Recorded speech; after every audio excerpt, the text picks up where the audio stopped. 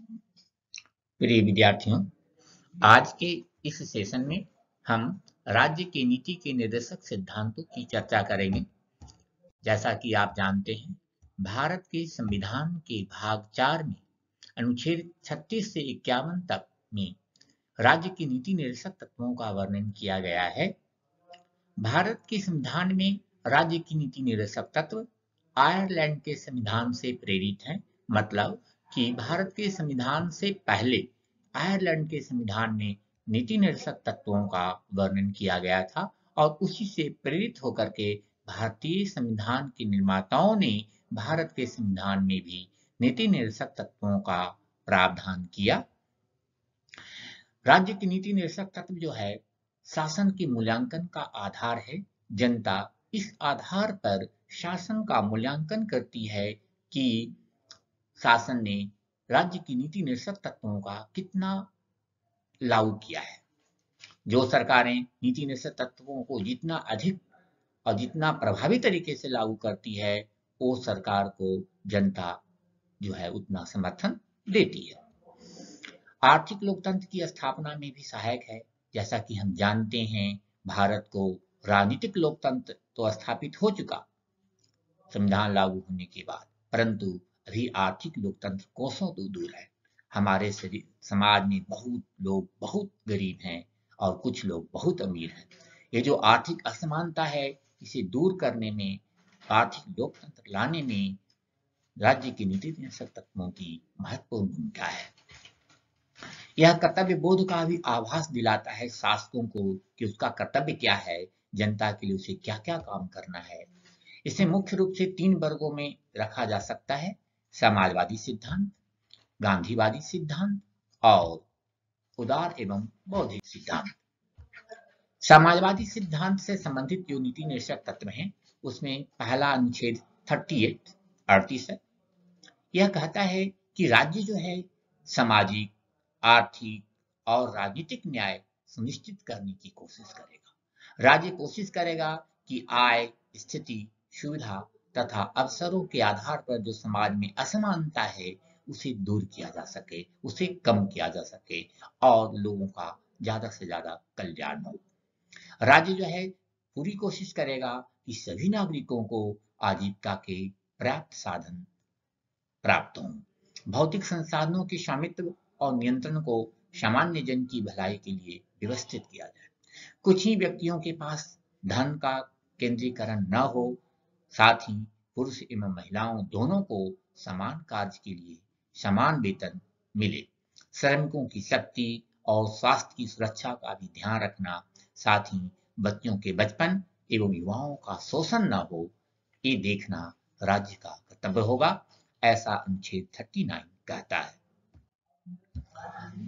अनुच्छेद 41 के अंतर्गत राज्य कोशिश करेगा कि यदि कोई बेरोजगार है, कोई बूढ़ा है, बीमार है, विकलांग है, तो उसे राज्य के द्वारा सहायता मिलता भी है। जैसा कि आप देखते होंगे, हमारे यहाँ बहुत सारे राज्यों में बेरोजगारी भत्ता दिया जाता है, बुढ़ापा भत्ता मिलता है। विकलांग लोगों के लिए भी तरह तरह की योजनाएं सरकार द्वारा बनाई जाती है। अनुच्छेद 42 कहता है कि राज्य ऐसी न्याय संगत दशाएं, ऐसी परिस्थितियां उत्पन्न करेगा जिसमें कि मातृत्व को राहत मिल सके, मातृत्व की सुरक्षा हो सके और साथ ही साथ जो लोग कामगार हैं, वो जो काम करते हैं, वो न्याय संगत परिस्थितियां में काम करें। अनुच्छेद 43 कहता है कि सभी कामगारों को निर्वाह योग्य मजदूरी, मतलब न्यूनतम मजदूरी मिलनी चाहिए। बहुत सारी राज्य सरकारों ने ये निश्चित किया है अपने अपने राज्य में कि कम से कम न्यूनतम मजदूरी क्या होनी चाहिए, और न्यूनतम मजदूरी दिया भी जा रहा है। लेकिन दुर्भाग्यवश न्यूनतम मजदूरी बहुत ही कम है और उसमें जो है लोगों को जो आवश्यक वस्तुओं की पूर्ति जो होनी चाहिए, वो नहीं हो पाता है। अनुच्छेद 43A जो 42वें संविधान संशोधन द्वारा जोड़ा गया था, इसमें कहा गया है कि उद्योगों के मैनेजमेंट में जो है श्रमिकों की भी भागीदारी हो। होता क्या था कि मजदूरों से कुछ पूछा नहीं जाता। जब मजदूरों से कुछ नहीं पूछा जाता और जो प्रबंधन होता है उद्योगों का, उस पे काम थोपता है, तो मजदूर जो है पूरे मन से काम नहीं कर पाते, उन्हें उसकी संतुष्टि नहीं मिलती। इसलिए ऐसा किया गया कि उद्योग कोशिश करेगा, उद्योगों का प्रबंधन कोशिश करेगा कि श्रमिकों से भी पूछा जाए, उनकी राय भी ली जाए।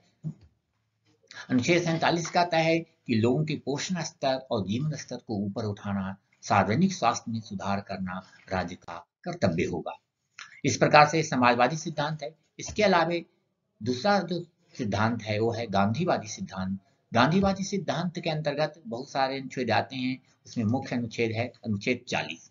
जैसा कि हम जानते हैं, गांधी जी जो थे ग्राम पंचायतों के समर्थक थे। वो छोटे छोटे ग्राम राज्य स्वराज्य चाहते थे, गांव को ही स्वतंत्र इकाई के रूप में देखते थे। उनकी इच्छा, उनकी विचारधारा को ध्यान में रखते हुए हमारे संविधान में जो है अनुच्छेद 40 इंटर किया गया, जिसके अंतर्गत कहा गया कि राज्य जो है ग्राम पंचायतों को स्वशासन की इकाइयों के रूप में संगठित करने के लिए कदम उठाएगा। परंतु दुर्भाग्यवश राज्य ऐसा नहीं कर पाए और बाद में 73वें संविधान संशोधन के द्वारा ये व्यवस्था संवैधानिक व्यवस्था की गई और संवैधानिक व्यवस्था करने के बाद ग्राम पंचायतों को सशक्त बनाने की कोशिश लगभग देश के सभी भागों में, सभी राज्यों में किया जा रहा है। अनुच्छेद 43 है, राज्य ग्रामीण क्षेत्रों में व्यक्तिगत सहकारी आधार पर कुटीर उद्योगों को बढ़ावा देने का प्रयास करेगा। सरकार कुटीर उद्योगों के लिए, लघु उद्योगों के लिए तरह तरह के लोन देती है, तरह तरह की सुविधाएं देती है। उसे बढ़ावा देने के लिए सरकार बहुत सारे कदम उठाई है। ऐसा पूरे देश में अधिकांश राज्यों में देखा जा सकता है। अनुच्छेद 43 बी कहता है, सरकार समितियों की स्वैच्छिक गठन करेगा, स्वायत्त कामकाज, लोकतांत्रिक नियंत्रण और पेशेवर प्रबंधन को बढ़ावा देगा। सरकार इस ढंग की कोशिश करती रही है। एक सबसे महत्वपूर्ण अनुच्छेद है अनुच्छेद 46। हम जानते हैं कि समाज के जो कमजोर वर्ग हैं, खास करके एससी, एसटी, ओबीसी के जो लोग हैं, उनको लिए सरकार जो है तरह तरह की कोशिश करेगा। उनको विकास के लिए, उनके आर्थिक हितों को बढ़ावा देने के लिए, उनको शैक्षणिक उन्नति के लिए सरकार कोशिश करेगी और सरकार ऐसा कर रही है। बहुत सारे जो कानून है एससी, एसटी, ओबीसी के लिए, बहुत सारे जो योजनाएं हैं वो इसी अनुच्छेद 46 से प्रेरित होकर के किया गया है। अनुच्छेद 47 कहता है कि राज्य सार्वजनिक स्वास्थ्य में सुधार के लिए कदम उठाएगा। आप जानते हैं कोरोना हुआ पिछले 2 साल, तो राज्य ने बहुत सारे कदम उठाए लोगों के स्वास्थ्य के ध्यान रखने के लिए। सबको वैक्सीनेट किया गया है ना, उसके लिए फ्री व्यवस्था की गई। फिर देखिए बहुत सारे राज्य जैसे बिहार है और आपका गुजरात है, उन राज्यों में जो है नशीले पेय पर प्रतिबंध है, मतलब आप दारू नहीं पी सकते, तो उत्पादन और वितरण पे वहाँ प्रतिबंध है। तो इस प्रकार से बहुत सारे राज्य जो है आम नागरिकों के स्वास्थ्य का ध्यान रखने के लिए इस ढंग से कदम उठा रहे हैं और ये उनका कर्तव्य भी है। अनुच्छेद 48 कहता है, गायों, बछड़ों और अन्य दुधारू पशुओं के वध पे रोक लगाना। ऐसा किया जा रहा है, खास करके आप यूपी में जब से योगी राज आया है तो गायों की स्थिति काफी सुधरी है और इस प्रकार से पूरे देश में ऐसा कानून है कि गायों को, बछड़ों को, दुधारू पशुओं को वध नहीं करना है और ऐसी परिस्थितियां आती है तो उसे रोका जाता है। तो सरकार इसके लिए कानून भी बनाई है और इसके लिए कदम भी उठाए हैं। ये हमारे संविधान के अनुच्छेद 48 में लिखा गया है। ये गांधीवादी सिद्धांत के अंतर्गत किस लिए आता है, क्योंकि गांधी जी ऐसा चाहते थे। तीसरा जो सिद्धांत है उदार और बौद्धिक सिद्धांत है, अनुच्छेद 44। ये उदार सिद्धांत है। देखिए हमारे यहाँ मुस्लिम लॉ अलग है, हिंदू लॉ अलग है, तो जो असमानता है इस आधार पे, कानून के आधार पे, तो नीति निर्देशक तत्व कहता है कि सरकार कोशिश करेगी कि समान नागरिक संहिता हो। मतलब जो भारत का नागरिक है, सभी नागरिकों के लिए एक समान कानून। कुछ कुछ राज्य सरकारें इसके लिए कदम उठा रही है कि समान नागरिक संहिता है, और अभी केंद्र सरकार बहुत बार जो है न्यायपालिका कह चुकी है, लेकिन दुर्भाग्यवश वोट की राजनीति है, वोट पॉलिटिक्स है, इसके कारण ऐसा नहीं हो पा रहा है। अनुच्छेद 45 कहता है कि 14 वर्ष से कम उम्र के सभी बच्चों को मुफ्त शिक्षा मिलना चाहिए। इसे तो सरकार ने पूरी तरह से लागू किया है, क्योंकि इसे अब जो है 86वें संविधान संशोधन के द्वारा इसे मौलिक अधिकार बना दिया गया है। तो अब 14 वर्ष तक की उम्र के सभी बच्चों को मुफ्त शिक्षा मिल रही है। ये चूंकि मौलिक अधिकार हो चुका है, इसे लागू किया जा सकता है। तो इस नीति निर्देशक तत्वों को हम कह सकते हैं कि हमारी सरकारों ने जो है पूरी तरह से लागू किया है। अनुच्छेद 48 कहता है कृषि व पशुपालन में आधुनिक। क्या है, हमारे यहाँ खेती बहुत ही परंपरागत तरीके से होते रही है, खास करके हल बैल से खेती होती रही है। इसे ही कारण था है कि भारत में उत्पादकता बहुत कम है। हालांकि कुछ वर्षों में अब आधुनिकता को ध्यान दिया जा रहा है, वैज्ञानिक आधार पर खेती की जा रही है। सरकार इसके लिए यंत्र खरीदने के लिए किसानों को जो है लोन दे रही है। तो अब जो है धीरे धीरे हमारे यहाँ उत्पादकता बढ़ रही है। तो फिर भी अभी अमीर देशों से और उन्नत देश जो आगे देश हैं, हमसे आगे हैं, उनसे यदि हम तुलना करें तो अभी हम काफी पीछे हैं। अभी बहुत सी पॉसिबिलिटी है हम अपनी उत्पादकता को वैज्ञानिक आधार पर खेती करके बढ़ा सकते हैं। तो इसके लिए नीति निर्देशक तत्व राज्य को निर्देश देता है कि राज्य ऐसा करने की कोशिश करेगा। अनुच्छेद 48 ए है जो कि 42वें संविधान संशोधन द्वारा जोड़ा गया था। इसमें ये कहा गया है कि राज्य पर्यावरण की रक्षा करेगा। तो राज्य ने पर्यावरण की रक्षा के लिए बहुत से कदम उठाए हैं। आपको पता होगा सरकार के द्वारा अभी निर्देश आते रहते हैं वृक्षारोपण कराने का। वृक्षारोपण हमारे महाविद्यालय भी करवाया जाता है, किया गया है। तो साथ ही साथ वनों और वन्य जीवों की रक्षा के लिए कदम उठाया जाता है। आप जानते हैं जंगलों में सिक्योरिटी गार्ड लगाए गए हैं और खास करके बहुत सारे अभयारण्य बनाए गए हैं जहाँ जो है जंगलों में वन्य जीव आराम से घूम सकें और जंगलों की कटाई भी ना हो। तो इसके लिए हमारे पूरे देश में बहुत सारे नेशनल पार्क बनाए गए हैं। प्रोजेक्ट टाइगर चलाया गया है वन्य जीवों की रक्षा के लिए और खास करके जो है वन्य जो है जंगलों की रक्षा के लिए बहुत सारी व्यवस्थाएं की गई है।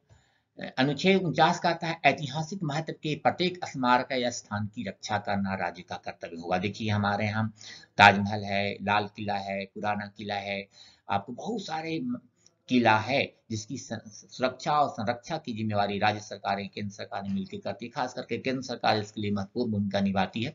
तो सरकार ऐसा कर रही है। ऐतिहासिक महत्व के जो स्मारक हैं, जो स्थान है, उसकी रक्षा और उसका संरक्षण करने का काम सरकारें कर रही है और यह नीति निर्देशक तत्व उन्हें ऐसा निर्देश देता है कि उसे सरकारों को, राज्य को ऐसा करना चाहिए। अनुच्छेद 50 है जो कि कहता है न्यायपालिका और कार्यपालिका से अलग। मतलब देखिए सरकार के 3 अंग होते हैं, विधायिका, कार्यपालिका, न्यायपालिका। हमारे यहाँ विधायिका, कार्यपालिका तो मिली जुली है, लेकिन कोशिश ये की जानी चाहिए कि कम से कम न्यायपालिका, कार्यपालिका अलग। इससे क्या होगा, कानून लागू करने वाली इकाई अपने ढंग से लागू करेगी और लागू करने में या बनाने में कुछ गलती होती है तो उसे न्यायपालिका देखेगी। इसलिए जरूरी है, यही कारण है कि हमारे यहाँ जनरली क्या होता है कि कार्यपालिका जो है हमारे मंत्री जो होते हैं वो जो है न्यायपालिका पर टीका टिप्पणी नहीं करते, न्यायपालिका के काम में हस्तक्षेप नहीं करते हैं। अनुच्छेद 51 बहुत महत्वपूर्ण है। ये कहता है कि राज्य मतलब अंतर्राष्ट्रीय शांति सुरक्षा स्थापित करने का प्रयास करेगा। जैसे भारत जो है राष्ट्रों के साथ न्यायपूर्ण सम्मानजनक संबंध बनाएगा, ऐसा भारत ने किया है। छोटा राज्य है, बड़ा राज्य है, भारत सभी राज्यों को बराबर सम्मानजनक दृष्टि से देखता है और जो है अंतर्राष्ट्रीय कानून और संधि जो भी है सभी दायित्वों का भारत हमेशा सम्मान करते आया है। साथ ही साथ मध्यस्थता द्वारा अंतर्राष्ट्रीय विवादों का निपटारा हो, भारत ऐसा चाहता है। अभी रूस और यूक्रेन के मामला में भी भारत ने ऐसा ही कहा है कि मध्यस्थता द्वारा जो है इस विवाद को निपटारा किया जाए। युद्ध जो है किसी भी हालत में समस्या के समाधान करने का तरीका नहीं हो सकता। इस प्रकार से हमारे नीति निर्देशक तत्वों में हमारी अंतर्राष्ट्रीय जिम्मेवारी क्या होगी यह भी बताया गया है और सौभाग्यवश हम कह सकते हैं कि इससे भी भारत की सरकार जो है इस दायित्व को भी का भी निर्वहन कर रही है। इस प्रकार से हम देखते हैं कि जितने भी मौलिक नीति निर्देशक तत्व हैं लगभग सभी तत्वों को हमारी राज्य सरकारें और केंद्र सरकार जो है लागू कर चुकी हैं और यथासंभव लागू करने का प्रयास कर रही हैं और इसके जो है इस हमें बिल्कुल देखा जा सकता है। इसके जो प्रतिफल भी उत्साहजनक हैं कहे जा सकते हैं। अब हम ये जानने की कोशिश करते हैं, हमने मौलिक अधिकार को समझा, नीति निर्देशक तत्वों को समझा, लेकिन इन दोनों में अंतर क्या है, इस अंतर को हम समझने की कोशिश करते हैं। पहला जो दोनों में मुख्य अंतर है वह यह है न्यायालय का संरक्षण। जैसे कि मौलिक अधिकार को न्यायालय का संरक्षण प्राप्त है। यदि किसी व्यक्ति के मौलिक अधिकार का हनन होता है तो वह व्यक्ति संविधान के अनुच्छेद 32 और अनुच्छेद 226, अनुच्छेद 32 के अंतर्गत सर्वोच्च न्यायालय और अनुच्छेद 226 के अंतर्गत उच्च न्यायालय जा सकता है। परंतु यदि किसी के नीति निर्देशक तत्वों का उल्लंघन होता है, वैसी स्थिति में यदि निर्देशक तत्वों को सरकार लागू नहीं करती है तब नागरिक जो है न्यायालय की शरण नहीं जा सकता। यही मतलब राज्य सरकारों को न्यायालय विवश नहीं कर सकती कि आप नीति निर्देशक तत्वों को लागू ही कीजिए। जबकि मौलिक अधिकारों के मामलों में ऐसा है, तो सरकारें विवश है, उसे जो है मौलिक अधिकारों को लागू करना ही पड़ेगा। दूसरा है मौलिक अधिकार स्थगित या निलंबित किए जा सकते हैं। हमने बात की थी कि अनुच्छेद 33 के अंतर्गत, अनुच्छेद 34 के अंतर्गत कहा गया था कि इसे क्या क्या किया जा सकता है, निलंबित किया जा सकता है। अनुच्छेद 34 में क्या कहा गया है कि जब आपातकाल लागू होगा तो इसे सस्पेंड कर दिया जाएगा। या जो सुरक्षा बल हैं उन पर जो है मौलिक अधिकार लागू नहीं होगा, उनके लिए स्थगित या निलंबित होगा।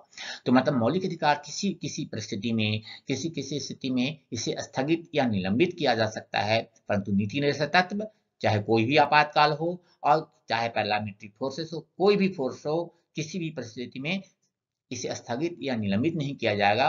ये नीति निर्देशक तत्व हमेशा लागू रहेंगे।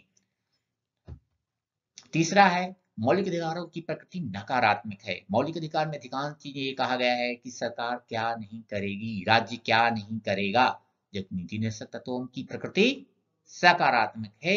इसमें कहा गया है कि राज्य की सरकार क्या करेगी या सरकार को क्या करना चाहिए।